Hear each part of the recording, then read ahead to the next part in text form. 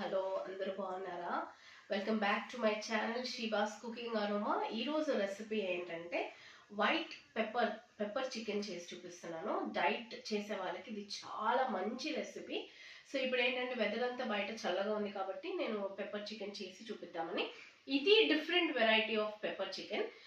చాలా easy method. కుక్కర్లో నేను చూపించేటి అన్నీ ఈజీగా ఉంటున్నాయి కదా, కుక్కర్లో చేసి చూపిస్తాను. Okay, let's go to the cooking process. Okay అండి, ఇది వచ్చి 800 grams ఉందండి చికెన్.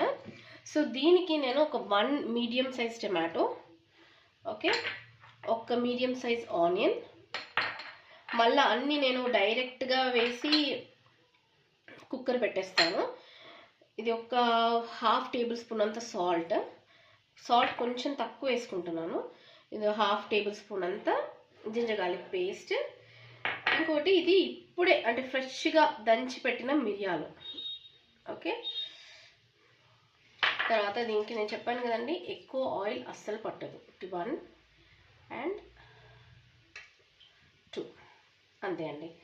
ఇవన్నీ వేసి ఇప్పుడు మనము మంచిగా మిక్స్ చేసుకోవాలి. నో వాటర్, నథింగ్, ఇట్టి డైరెక్ట్ మిక్స్ చేసుకోవడం అంతే. గ్రీన్ చిల్లీస్ కూడా వేసేస్తాను.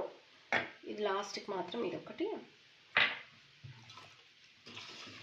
సో నేను చూపించాను కదండి, టమాటో, పచ్చిమిరపకాయలు, ఉల్లిగడ్డ, ఉప్పు, జింజర్ గార్లిక్ పేస్ట్, ఆయిల్ అన్నీ వేసేసాను. మళ్ళీ పెప్పర్ పౌడర్ కూడా ఫ్రెష్గా నూరిన పెప్పర్ పౌడర్ అండి అది. సో ఇప్పుడు దీంట్లో నేను ఏం చేస్తున్నానంటే, యాక్చువల్లీ ఇట్లా వెల్లుల్లిపాయ ఇలా సగంలో కట్ చేసుకున్నాను. సగంలో కట్ చేసి ఇలా మధ్యలో పెట్టేస్తున్నాను. ఓకే, చూస్తున్నారు కదా, మధ్యలో పెట్టేస్తున్నాం. ఇది మనం కుక్ అయ్యేంత వరకు దీంట్లో నుంచి కూడా ఫ్లేవర్ అంతా రిలీజ్ అవుతుంది. అందుకే నేను జింజర్ గార్లిక్ తక్కువ వేసాను, అల్లం వెల్లిగడ్డ పేస్ట్ తక్కువ వేసాను అనమాట. So this is really very good recipe అండి, కంపల్సరీ మీరు ట్రై చేయాలి. ఓకే అండి, ఇది అయిపోయింది. నేను ఇది మొత్తం మిక్స్ చేసుకున్నాను. ఇప్పుడు నేను దీన్ని డైరెక్ట్ స్టవ్ మీద పెట్టేస్తాను. ఓకే అండి, చూడండి ఇప్పుడు ఎట్లా ఉందో. ఇది ఇలాగే ఉంటుంది వైట్ కలర్లో. ఫస్ట్ మనము దీంట్లో నుంచి గార్లిక్ తీసేద్దామండి. తీసి పక్కకు పెట్టుకుందాము.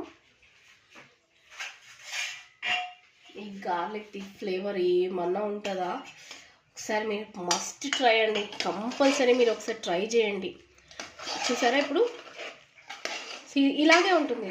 ఇదే గ్రేవీ ఇదే కలర్లో ఉంటుంది అన్నమాట. యాక్చువల్లీ దీంట్లో కొంచెం వాటర్ ఎక్కువ పోసి మీరు సూప్ లాగా కూడా తీసుకోవచ్చు, కానీ ఇది ఇలాగా తినడానికి. ఇప్పుడు డిష్ అవుట్ చేస్తానండి.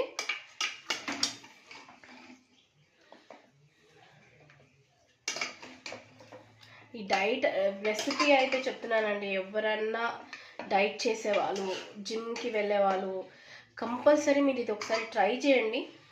వేరే మళ్ళీ అన్ని చికెన్ రెసిపీస్ అన్నీ వదిలేసి ఇదే ట్రై చేస్తారు, ఇదే చేసుకొని తింటారు కూడా. అంత గ్యారంటీగా నేను చెప్తున్నాను.